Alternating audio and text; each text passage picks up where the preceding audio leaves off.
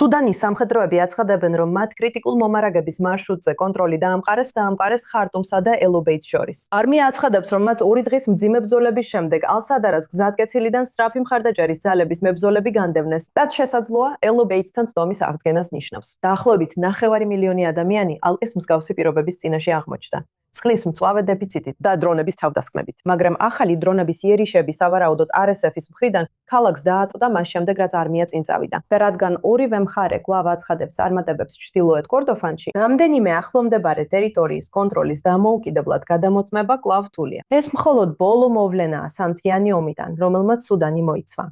ჩვენი ალექს შლოსი განიხილავს ძალებს, რომლებიც ომით განადგურებულ ქვეყანაში მოქმედებენ.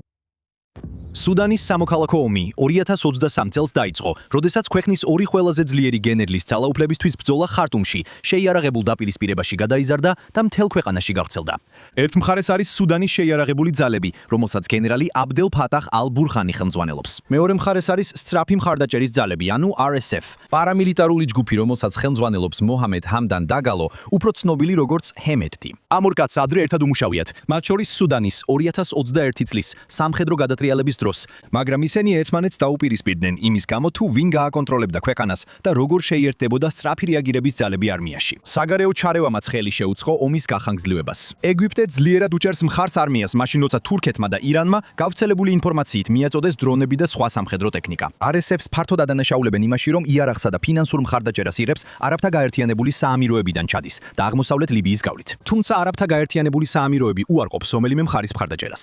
გავრცელებული ინფორმაციით ასობით ყოფილი კოლუმბიელი ჯარისკაცი რეკრუტირებულია RSF-ის დასახმარებლად. ასევე ვაგნერთან დაკავშირებული რუსი მებრძოლებიც დაადანაშაულეს ამ ჯგუფის მხარდაჭერაში ომის ადრეულ ეტაპზე. პოლიტიკური განხეთქილება რთულია. ისლამისტური ჯგუფები, რომლებიც დაკავშირებულნი არიან ყოფილ დიქტატორ ომარ ალ-ბაშირთან, არმიასთან ერთად იბრძვიან. RSF კი თავის მხრივ თავს ანტიისლამისტურ ძალად წარმოაჩენს და მხარს უჭერს სეკულარულ სახელმწიფოს, მაგრამ ისიც ბაშირის მმართველობის დროს შეიქმნა. ორივე მხარე ფართო მასშტაბიან ომის დანაშაულებშია დადანაშაულებული, მათ შორის მშვიდობიანი მოსახლეობის წინააღმდეგ თავდასხმებში, დახვრეტებში, წამებაში, სექსუალურ ძალადობაში, ძარცვაში და ჰუმანიტარული დახმარების დაბლოკვაში. ყველაზე სერიოზული ბრალდებები ძირითადად ეხება სწრაფი რეაგირების ძალებსა და მათ მოკავშირე არაბულ მილიციებს დარფურში. მათ ადანაშაულებენ არაბული წარმოშობის არ მქონე თემების მიზანში ამოღებაში, განსაკუთრებით მასალიტების მიმართ, მკვლელობებისა და იძულებითი გადაადგილების გზით, რასაც აშშ და უფლებადამცველი ჯგუფები გენოციდად აფასებენ. სუდანის არმიას ასევე ქიმიური იარაღის გამოყენებაში ადანაშაულებენ. აშშ აცხადებს, რომ სუდანის ძალებმა